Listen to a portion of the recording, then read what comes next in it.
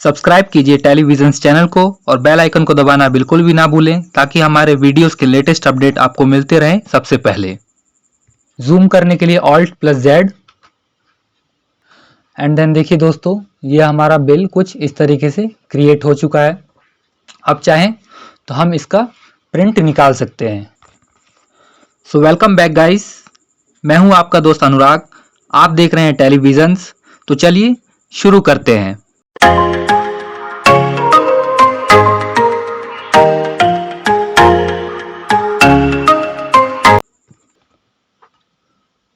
तो दोस्तों, इस वीडियो में हम सीखेंगे लोकल परचेज की एंट्री कैसे की जाती है जीएसटी के साथ, और इंटरस्टेट परचेज की एंट्री कैसे की जाती है जीएसटी के साथ। तो दोस्तों, इसके लिए कुछ हमने एग्जाम्पल्स बनाए हैं जो कि कुछ इस तरीके से हैं। इसमें देख सकते हैं आप कि हमारे कंपनी या हमारी जो शॉप है उसका नाम है अंबा मोबाइल स्टोर और उसका सारा एड्रेस और जीएसटी नंबर दिया हुआ है। ठीक उसी तरीके से सप्लायर जिससे हमने अपना आइटम जो है परचेज किया है उसका नाम, उसका एड्रेस और उसका जीएसटी नंबर दिया हुआ है। उसके बाद से आप देख सकते हैं आइटम से रिलेटेड सारा डिस्क्रिप्शन और सारा कुछ डिटेल जो भी है इसमें दिया हुआ है। इसी की हेल्प से हमें अपने टैली में परचेज की एंट्री करनी है। तो चलिए इसकी हेल्प से चालू करते हैं अपने टैली में इसकी एंट्री करना। तो दोस्तों, हमने पहले से ही अपने जो है शॉप को टैली में क्रिएट कर लिया है। इसके बाद से अब हम वाउचर्स में जाएंगे। वाउचर्स में जाने के लिए वी दबाएंगे। उसके बाद से दोस्तों, यहाँ पे देखिए परचेज वाउचर हमारा खुल गया है। अगर आपके वाले में परचेज वाउचर डायरेक्ट नहीं खुला है तो आप F9 दबा के परचेज वाउचर में आ सकते हैं। इसके बाद से देखिए दोस्तों, सबसे पहले यहाँ पे आता है डेट, यानी कि किस डेट को हम एंट्री अपने टैली में कर रहे हैं। अगर मान लीजिए कि 1 अप्रैल को हम एंट्री ना करके किसी और डेट को एंट्री करते तो हम F2 दबा के ऐसे यहाँ पे डेट हम चेंज कर सकते थे, पर हम ये एंट्री 1 अप्रैल को ही कर रहे हैं, इसलिए हम 1 अप्रैल लिख के और यहाँ पे आगे बढ़ जाएंगे। तो दोस्तों, यहाँ पे आप देख सकते हैं सबसे पहले यहाँ पे हमें डिटेल मांगा है सप्लायर इनवॉइस नंबर, यानी कि जिस व्यक्ति से या जिस शॉप से हमने आइटम जो है परचेज किया है उसका इनवॉइस नंबर क्या है। तो आप एग्जाम्पल में देख सकते हैं इनवॉइस नंबर है 11। उसके बाद से इसको हमने 1 अप्रैल 2021 को खरीदा है। तो इन डिटेल्स को हम यहाँ पे भरेंगे। तो सबसे पहले हम इनवॉइस नंबर 11 लिखेंगे एंड देन एंटर करेंगे। तो दोस्तों देखिए, इसमें पहले से ही 1 अप्रैल ले लिया है, बट बाय चांस मान लीजिए कि अगर हमने इसमें डेट अगर कुछ और लिखा होता या कोई और डेट हमें दिया होता तो हम यहाँ पे उस डेट को भी लिख सकते हैं। उसके बाद से हम एंटर करेंगे। देन दोस्तों देखिए, उसके बाद से हमें पार्टी सेलेक्ट करना होता है। तो देखिए, इसमें कैश बाय डिफ़ॉल्ट पहले से ही दिया होता है, पर लेकिन अगर हमें किसी और पार्टी से मान लीजिए उधार हमें माल खरीदना है या खरीदा है तो उसके लिए हमें यहाँ पे उस पार्टी को क्रिएट करना पड़ता है। तो जैसे कि आप एग्जांपल में देख सकते हैं यहाँ पे लिखा है आरके मोबाइल हाउस, जिससे कि हमने सामान खरीदा है। तो दोस्तों, इसका हमें लेजर क्रिएट करना पड़ेगा अपने टैली में। अगर आपने लेजर क्रिएट करना नहीं सीखा है या आपने स्टॉक आइटम को क्रिएट करना नहीं सीखा है तो आप हमारी वीडियो को देख सकते हैं। वीडियो का लिंक आपको आई बटन में दे दिया गया है। इसमें हम दोस्तों डायरेक्ट ही लेजर को क्रिएट करेंगे। तो इसके लिए हम दबाएंगे Alt+C एंड देन दोस्तों आप देख सकते हैं यहाँ पे लेजर क्रिएशन के लिए बॉक्स खुल चुका है। इसमें हम लिखेंगे जो कि हमारे एग्जांपल में लिखा हुआ है आरके मोबाइल हाउस। तो मान लीजिए इसको हम सेलेक्ट करते हैं, उसके बाद से Ctrl+C एंड देन अपने टैली में जाके Ctrl+Alt+V दबा देंगे एंड देन एंटर करेंगे। अलाइए इसको ऐसे ही छोड़ देंगे एंड एक बार और एंटर करेंगे। उसके बाद से दोस्तों, जिस भी शॉप से या जिस भी कंपनी से या जिस भी व्यक्ति से हम जो माल खरीदते हैं तो वो सामने वाला हमारे लिए सन्ड्री क्रेडिटर्स होता है। तो हम यहाँ पे लिखेंगे सन्ड्री। तो दोस्तों देख सकते हैं यहाँ पे एरो की दबाती सबसे पहले सन्ड्री क्रेडिटर्स आ गया फिल्टर होके, एंड देन इसको एंटर कर देंगे। उसके बाद से maintain balance bill bye bill को ऐसे ही नो छोड़ देंगे। उसके बाद से दोस्तों यहाँ पे कुछ मेलिंग डिटेल्स को भरना होगा, तो यहाँ पे नाम पहले से ही बाय डिफॉल्ट आ गया। उसके बाद से इसमें इसका एड्रेस भरना है। तो देखिए एग्जाम्पल में लिखा हुआ है शॉप नंबर 235 ओल्ड फरीदाबाद, तो हम इसको अपने उसमें लिख देंगे शॉप नंबर 235 ओल्ड फरीदाबाद।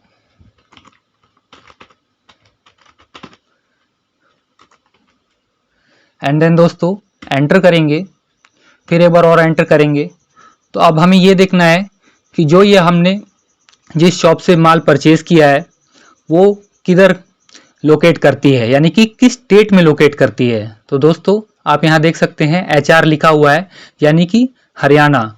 यानी कि देखिए दोस्तों हमारी जो शॉप है वो भी हरियाणा में ही है और जिससे हमने माल परचेज किया है वो भी हरियाणा में ही है। तो दोस्तों जब एक ही स्टेट के अंदर जब परचेज किया जाए तो उसी को लोकल परचेज कहा जाता है। तो अब मान लीजिए यहाँ पे हम हरियाणा सेलेक्ट कर लेते हैं, एंटर करेंगे। उसके बाद से यहाँ का पिन कोड डाल देंगे 121006 एंड देन एंटर करेंगे। बैंकिंग डिटेल्स को ऐसी अभी फ़िलहाल नो छोड़ देंगे। पैन IT नंबर हमें अभी फ़िलहाल अवेलेबल नहीं है। ये कंपनी हमारे लिए रेगुलर कंपनी है क्योंकि इसका GST नंबर दिया हुआ है। उसके बाद से इसका जो है GST नंबर वो हम यहाँ से कॉपी कर लेंगे और अपने टैली में पेस्ट कर देंगे, Ctrl+C एंड देन अपने टैली में जाके Ctrl+Alt+V। उसके बाद से दोस्तों देखिए ये GST नंबर इसने टैली ने बताया कि गलत है। तो देखिए आप जब असली में एंट्री करेंगे किसी कंपनी के लिए या किसी शॉप के लिए तब आपके पास असली GST नंबर होगा, तब ये ऐसे एरर नहीं आएगा। आप फिलहाल इसको ऐसे ही एंटर करके आगे बढ़ जाएंगे। उसके बाद से सेट या ऑल्टर GST को यस करेंगे। उसके बाद से कुछ और इसमें डिटेल आप देख सकते हैं। यहाँ पे कंपनी हमारी रेगुलर है। उसके बाद से इन सभी डिटेल्स के बारे में हमने पहले डिस्कस कर लिया है, इन सभी को ऐसे ही छोड़ देंगे और एंटर करके आगे बढ़ जाएंगे और इस बॉक्स को एक्सेप्ट करवा लेंगे। उसके बाद से देखिए दोस्तों फिर कुछ रिसिप्ट डिटेल्स हमारे पास खुल जाते हैं। रिसिप्ट डिटेल्स में मान लीजिए रिसिप्ट नोट नंबर हमें अगर दिया होता तो हम यहाँ पे लिखते। उसके बाद से रिसिप्ट डॉक्यूमेंट नंबर यहाँ लिखा होता तो हम उसे भी लिखते, पर अभी हमारे पास ये अवेलेबल नहीं है तो इसको ऐसे ही छोड़ देंगे। उसके बाद से देखिए दोस्तों लिखा हुआ है डिस्पैच थ्रू, यानी कि किसके द्वारा या किस चीज़ के द्वारा हमारे पास ये माल हमारे पास आया है। तो मान लीजिए हम लिख देते हैं बाय कोरियर।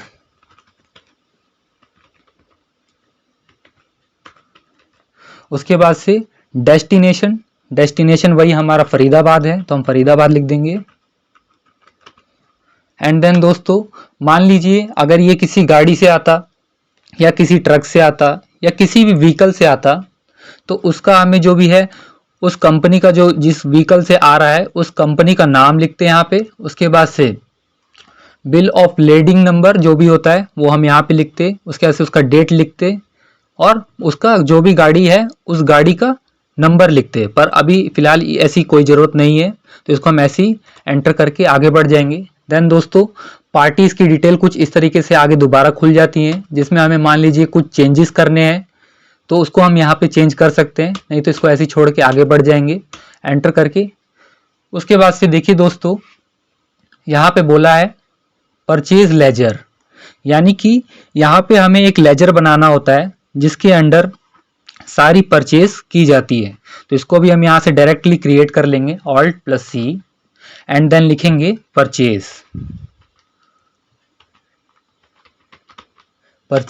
उसके बाद से यहाँ लिख देते हैं लोकल।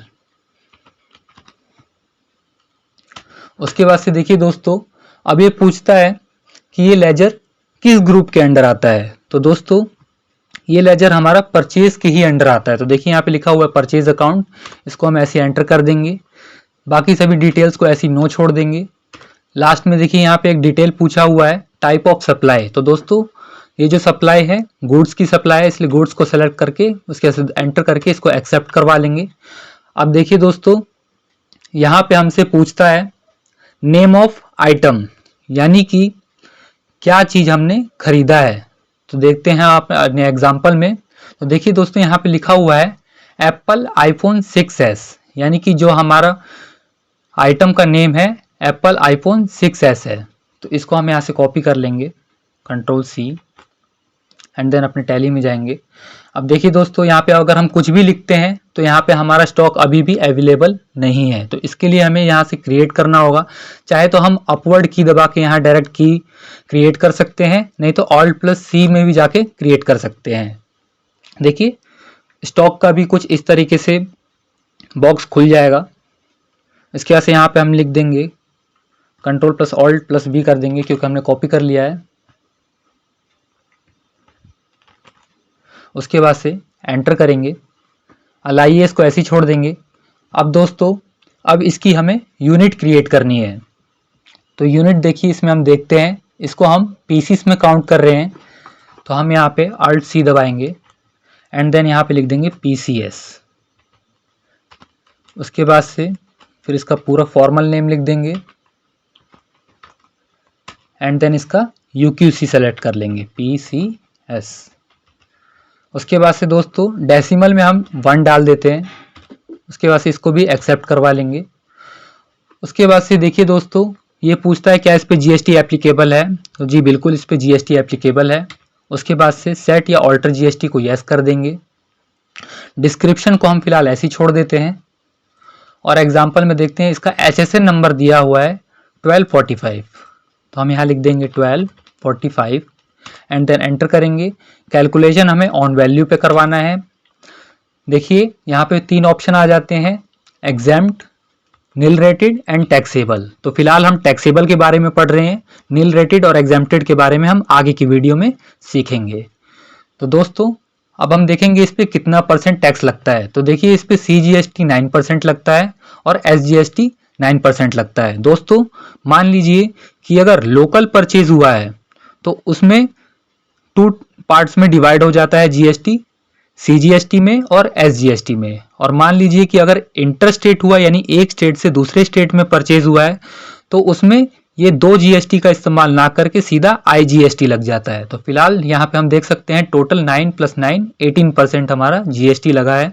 तो यहाँ पे हम IGST में 18% लिख देंगे। और देखिए आप देख सकते हैं सेंट्रल और स्टेट में अपने आप 9 डिवाइड हो चुका है। उसके बाद से एंटर करेंगे, ये हमारा गुड्स है। उसके बाद से एंटर करेंगे, रेट ऑफ ड्यूटी को ऐसे छोड़ के एक्सेप्ट करवा लेंगे। अब देखिए दोस्तों, अब इसकी पूछी है क्वांटिटी। तो क्वांटिटी आप देख सकते हैं 5 और रेट है इसका 45,000 पर पीस। तो लिख देते हैं हम इसको 5 एंड देन एंटर करेंगे। देखिए दोस्तों आप देख सकते हैं क्वांटिटी लिखते ही इसने अपने आप ले लिया 5 पीसीस। अब इसके बाद से हम लिखते हैं 45,000 पर पीस। टोटल हमारा हो गया 12,25,000। इसके बाद से दोस्तों मान लीजिए अगर कोई और भी आइटम हमने परचेज किया होता तो हम उसको यहाँ पे लिखते या यहाँ पे क्रिएट कर सकते थे, पर अभी हमने फिलहाल एक ही आइटम क्रिएट किया है। तो इसको ऐसे ही लिख के एक बार एंटर दबाएंगे। अब दोस्तों इसके बाद से हमें इस पे GST लगाना है। तो दोस्तों देख सकते हैं आपने कि 9% CGST लगा है एंड 9% SGST लगा है।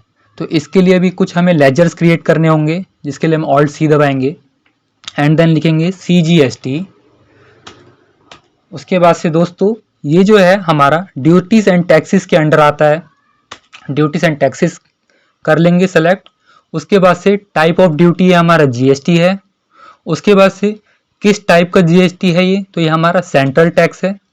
परसेंटेज ऑफ कैलकुलेशन को ऐसे ही छोड़ देंगे, राउंडिंग मेथड को भी ऐसे ही छोड़ देंगे, इसको एक्सेप्ट करवा लेंगे। तो दोस्तों आप देख सकते हैं इसने अपने आप इस पे वैल्यू कैलकुलेट कर लिया है। अब देन हम दोबारा एंटर करेंगे और एक बार और लेजर क्रिएट करेंगे और इसमें लिखेंगे SGST एंड देन दोस्तों ये भी हमारा ड्यूटीज एंड टैक्सेस के अंडर ही आता है। GST सेलेक्ट करेंगे। उसके बाद से यहाँ पे स्टेट टैक्स को सेलेक्ट करके बाकी सब कुछ ऐसे छोड़ के इसको भी एक्सेप्ट करवा लेंगे। उसके बाद से देखिए दोस्तों आप देख सकते हैं SGST भी हमारा कैलकुलेट हो गया है। इसके बाद से हम एंटर करेंगे। मान लीजिए इस पे और भी कोई टैक्स लगाओ तो हम उसको यहाँ पे लिख सकते हैं, नहीं तो एंटर करके आगे बढ़ जाएंगे। उसके बाद से देखिए दोस्तों यहाँ पे पूछता है प्रोवाइड GST या ई वे बिल डिटेल्स। मान लीजिए हमारा ई वे बिल या ई वे कोई चालान हमारा क्रिएट होता है तो उसको हम यहाँ पे लिखते हैं, पर लेकिन अभी हमने क्रिएट नहीं किया है या अभी इसकी कोई आवश्यकता नहीं है, इसलिए इसको नो करके आगे बढ़ जाएंगे। उसके से एक और एंटर करेंगे तो देखिए दोस्तों यहाँ पे आ जाता है नरेशन, यानी कि इस वाउचर से रिलेटेड हमें कुछ डिटेल्स लिखने होते हैं। तो यहाँ पे मान लीजिए हम लिख देते हैं बीइंग, किसी भी नरेशन की स्टार्टिंग हम बीइंग से करते हैं, बीइंग गुड्स परचेज्ड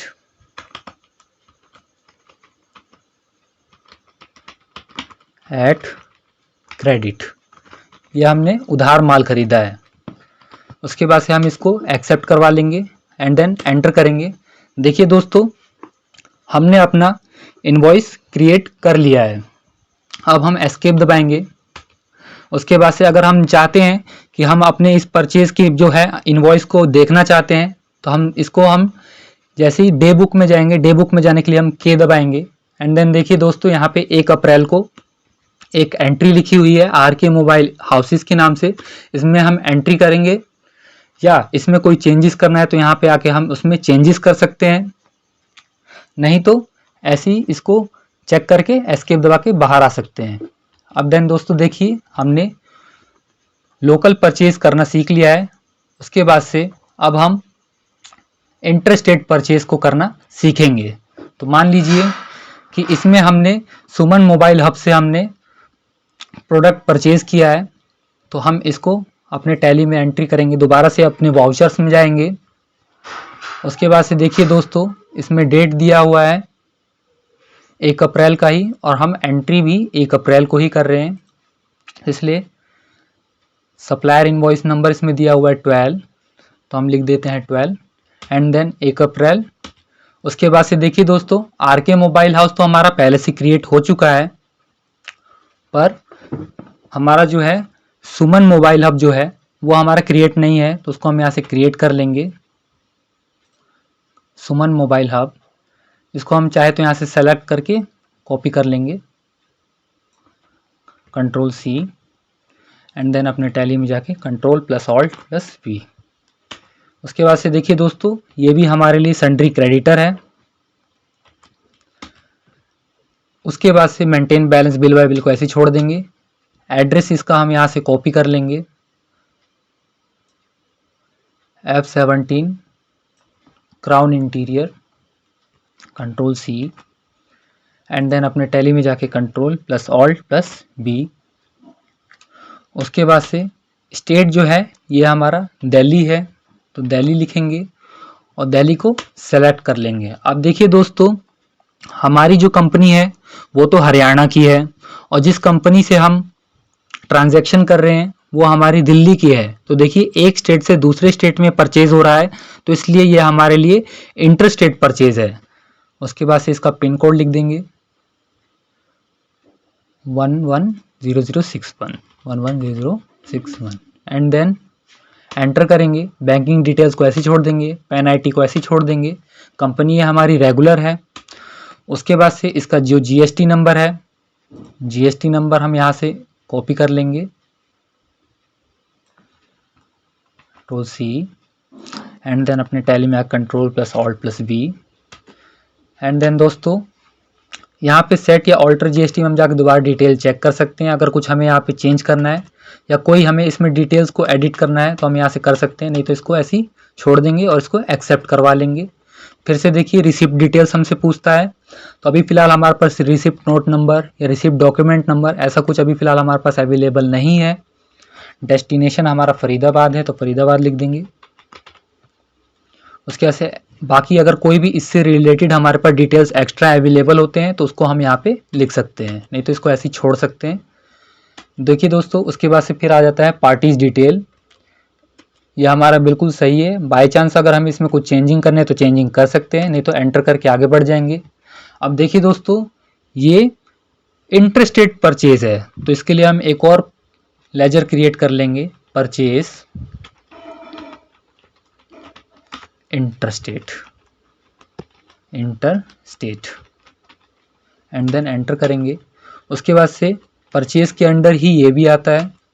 उसके बाद से सारे डिटेल्स को ऐसे छोड़ देंगे। इसको गुड्स सेलेक्ट कर लेंगे और उसको एक्सेप्ट करवा लेंगे। अब देखिए दोस्तों, आइटम जो है जो हमने परचेज़ किया है उसका नाम है एप्पल आईफोन 8। अब मान लीजिए हम अपने टैली में लिखते हैं एप्पल, तो देखिए इसमें एप्पल आईफोन 6 तो पहले से ही आ गया 5 पीसीस पर, लेकिन एप्पल आईफोन 8 नहीं है। तो इसको हम क्रिएट कर लेंगे यहाँ से Alt+C एप्पल आईफोन 8 यूनिट, ये भी हमारा पीसीस के अंडर आता है तो इसको पीसीस सेलेक्ट कर लेंगे। जीएसटी एप्लीकेबल है, सेट या ऑल्टर जीएसटी पे आएंगे, डिस्क्रिप्शन को ऐसे ही छोड़ देंगे। उसके बाद से देख सकते हैं इसका HSN नंबर भी सेम है 1245 एंड देन ऑन वैल्यू पे ही कैलकुलेट होगा। ये हमारा टैक्सेबल है। उसके बाद से हमें देखना है दोस्तों कि इसमें कितना % जीएसटी लगा है। तो देखिए इस पे CGST और SGST ना लग के सीधा IGST लगा है जो कि टोटल 18% है। तो हम यहाँ पे 18% लिख देंगे एंड देन एंटर करके इसको एक्सेप्ट करवा लेंगे। उसके बाद से दोस्तों देखना है कि कितना पीस है। तो ये हमारा 2 पीसीस खरीदा हुआ है जो कि 55,000 ईच का है। तो यहाँ पे लिखेंगे 2 एंड देन 55,000 पर पीसीस। टोटल हमारा आ गया 1,10,000। मान लीजिए इसके बाद से हमने कोई और भी आइटम परचेज़ किया होता तो यहाँ पे लिखते, नहीं तो एंटर करके फिर आगे बढ़ जाएंगे। उसके बाद से दोस्तों देखिए ये हमारा IGST के अंडर आता है तो हम लिखते हैं I। तो देखिए दोस्तों ये हमारा नहीं है हमारे पहले से लेजर्स में, तो इसको हम फिर इसको क्रिएट करेंगे इस ड्यूटीज़ एंड टैक्सेस को। यहाँ पे लिखेंगे हम IGST एंड देन एंटर करेंगे। ये भी हमारा ड्यूटीज़ एंड टैक्सेस के अंडर आता है। उसके बाद से GST एंड देन ये हमारा इंटीग्रेटेड टैक्स के अंडर आता है। इसको ऐसे ही करके एंटर करेंगे और इसको भी एक्सेप्ट करवा लेंगे। देन दोस्तों जैसे कि आप यहाँ पे भी देख सकते हैं 19,800 और देखिए यहाँ पे हमारे टैली ने भी ऑटोमेटिक कैलकुलेट कर लिया है 19,800, यानी कि हमारी जो वाउचर की एंट्री हुई है बिल्कुल सही हुई है। ईवे बिल को हम ऐसे ही 9 कर देंगे। उसके बाद से नरेशन में चाहे तो हम Ctrl+R दबाएंगे तो हमारा जो हमने पहले वाला जो नरेशन होता है इससे पहले हमने जिस वाउचर में किया होता है तो वो हमारा आ जाएगा। नहीं तो अगर हम चाहते हैं कुछ नया लिखने के लिए तो हम यहाँ पे लिख सकते हैं। फिलहाल हम इसको ऐसा ही छोड़ देंगे और एंटर करके एक्सेप्ट करवा लेंगे। तो दोस्तों हमने सीख लिया कि परचेज लोकल और परचेज इंटर स्टेट की वाउचर्स की एंट्री किस तरीके से की जाती है। अभी हम यहाँ पे एग्जिट हो जाएंगे। अब दोस्तों देखते हैं कि इन बिल को कैसे या इन इनवॉइस को कैसे प्रिंट किया जाता है। तो इसके लिए हम डे बुक में जाएंगे जिसके लिए हम K दबाएंगे एंड देन देखिए मान लीजिए कि हम RK मोबाइल हाउस का ही हम प्रिंट करना चाहते हैं बिल। तो देखिए ये हमारा जो है दिया हुआ है डिटेल्स, इसको हमें प्रिंट करना है। तो चाहे तो हम यहाँ पे प्रिंट पे डायरेक्ट क्लिक भी कर सकते हैं या Alt+P दबाएंगे।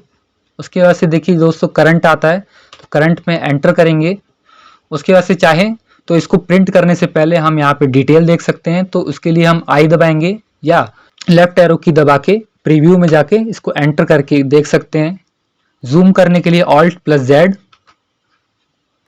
एंड देन देखिए दोस्तों ये हमारा बिल कुछ इस तरीके से क्रिएट हो चुका है।